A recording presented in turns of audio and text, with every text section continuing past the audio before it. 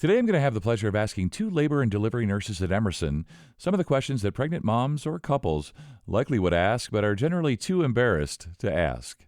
I'm joined today by Jen Camarano. She's a labor and delivery nurse with Emerson's Birthing Center, and I'm also joined by Joyce Maori. She's a labor and delivery nurse as well at Emerson, and she's the clinical resource nurse for OB Services. This is the HealthWorks Here podcast from Emerson Health.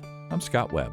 So I want to thank you both for joining me today. We're going to ask some questions today that I'm sure moms-to-be, pregnant moms, maybe couples would like to ask if they had the chance and or maybe sometimes are too embarrassed to ask. And we've got some good ones for you today. And I'm going to start with you, Joyce. Let's talk about pain. When it comes to the pain, it feels like it must be the most painful thing ever. And I'm wondering if it were a pregnant mom asking this, what would you tell them about the pain? How much pain can they expect? Well, it's funny. I used to teach the child ed classes here at Emerson, and I think that was the number one question.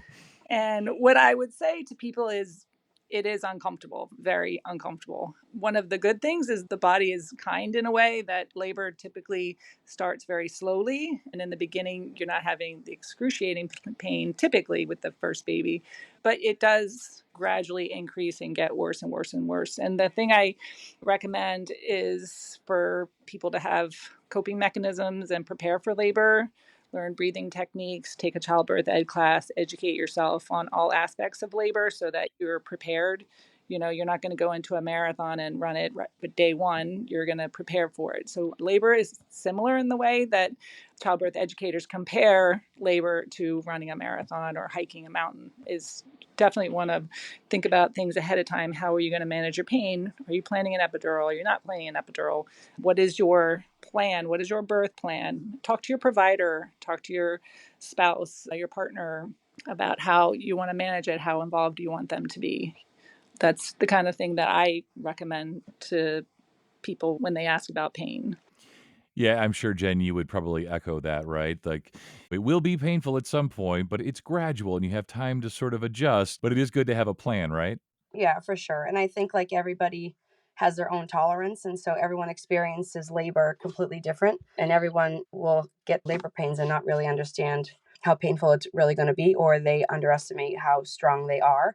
We usually just say they start feeling like strong period cramps and then kind of gradually get worse. But I always tell moms, have a plan, like Joyce said. And then if they have a plan and we can always adjust to their plan. Jen, I wanted to ask you about this, and this is a question that I've had, and I'm sure a lot of moms-to-be have. What if they have to go to the bathroom while they're in labor? Oh, that's a very common question, I have to say, but I always answer it kind of in the same way, is that actually almost every mom does, probably more do than don't. And then we usually say if you do, it's usually a good sign that you're pushing the right way, because as the baby's head comes down, sometimes it just comes through. We treat it like nothing else besides the magic of labor and delivery. It's nothing, it doesn't bother us. Most times it bothers you more than it bothers anybody else, just because you're aware of it. But we clean it up, we act like nothing ever happened, and we move on. We're focusing on a beautiful baby being born, so we really don't focus on that at all. But I know it's a lot of worries for a lot of people.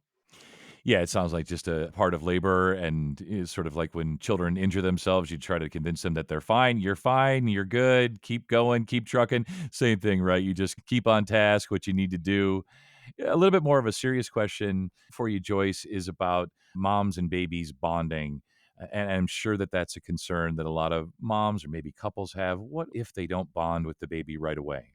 Birth is a beautiful thing. It really is. But I think that some women, whether they're feeling overwhelmed by the experience or their experience was much more difficult than they were expecting, or they had expected to have a vaginal birth, but they had a C-section. And those things can really complicate your bonding with your baby right away. And sometimes that bonding comes later. Sometimes life events that happen in pregnancy. For example, I lost my mom when I was pregnant with my first. And so I really had difficulty bonding with my baby right after she was born. I mean, it came a little bit later, but that was a concern of mine that I talked to my nurse about when I was having her. But everyone's different. Like Jen really focused on that. And I think answering her first question is everyone's different when it comes to your pain and how you bond. And not everyone bonds right away. Those hormones that are released after delivery have a lot to do with how you're feeling, the overall experience, how you're feeling as well. So I think it's important to recognize that if you don't bond with your baby right away, there's nothing wrong with you. Nothing wrong with you. That happens and it'll come later. And if you're finding it hard to bond with your baby and you need to talk to somebody, talk to your nurse, talk to your provider. We have a social worker on staff that can meet with you and talk to you as well if you're feeling depressed. So it's natural to feel that way, to feel overwhelmed by everything that's happened. It can be an overwhelming experience. I mean, it can be beautiful, and some people bond right away, and that's fabulous. That's great for them. But just understand that labor and delivery is a very individual experience. Yeah, that makes sense. Jen, I'm sure this comes up and this happens that pregnant moms, I'm sure they get annoyed with their partners while they're in labor, or maybe a partner passes out during labor. What happens when partners do, or they're just being annoying? Most times we'll kind of get the cue from mom that like they're getting overwhelmed. And so sometimes you're overstimulated with noises, touch, whatever. Most times, if we could tell they're getting annoyed by your partner, we kind of like say, maybe she'll like this instead, or let's try a different thing. Maybe get her a cool cloth and kind of like let them step away for a minute. And we've had plenty of dads pass out. And we always say, they're taking the attention away from baby and mom. We always kind of like try to keep the focus on mom, but also if it's a medical thing and they've passed out, we obviously make sure that they get the attention that they need. And usually they come right around and then they're sitting there embarrassed and then they get to hold their new baby. So a lot of times it's kind of forgotten pretty quickly. But we try to get our cues from our patients and kind of like try to stir that away. Yeah, and Joyce, I know they say that what happens in Vegas stays in Vegas. Does that apply Yeah. to the labor room? Does, what happens there stay in the room? It does. It does. I mean, there's a lot that happens, kind of adding to what we were just talking about with partners. I think women are embarrassed at things they say to their partner in labor, or the partner is embarrassed that he's passed out. And I always try to have a chair, by the way, right next to the partners because it can be very overwhelming for them as well. But yes, what happens in labor stays in labor. We have an amazing group of nurses here that are very supportive, that would never make anyone feel bad or say anything. We just are like, that's an amazing experience. And it's an intense time in your life. And so there's no judgment. It's a judgment free zone for sure. Jen, back to just a little bit more of a serious one. What if a mom to be, pregnant mom, has signs of depression before or after they deliver the baby? Is it again really a matter of speaking with family and friends, sure, but also speaking with you, perhaps? Yes, that's a big topic and something that we've been trying to educate more moms on and families. There's been a lot in the news, and a lot of moms worry about postpartum depression. And once we come in, we kind of try to screen them, ask the important questions. If it's during the pregnancy, we encourage them to have an open conversation, like with their midwife or their doctor, so that, you know, what they're starting to feel beforehand is normal, or if it's not. Sometimes they may need medication. Sometimes it's just kind of to talk through it. Sometimes it's just therapy. Once baby's born, a lot of times moms do get the baby blues, and usually that's more short lived. Sometimes they do end up with a postpartum depression, and we have a great social worker at the hospital who give support as well.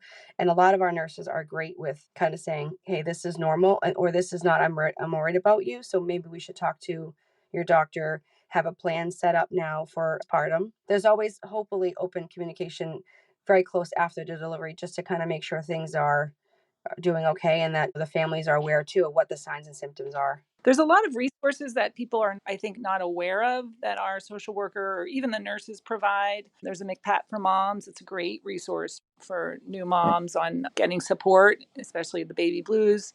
And if it lasts for a long time and leads into postpartum depression, there's a lot of support, different types of groups that you can join and individual therapy that you can get. It's really important we educate the partners on the signs of postpartum depression.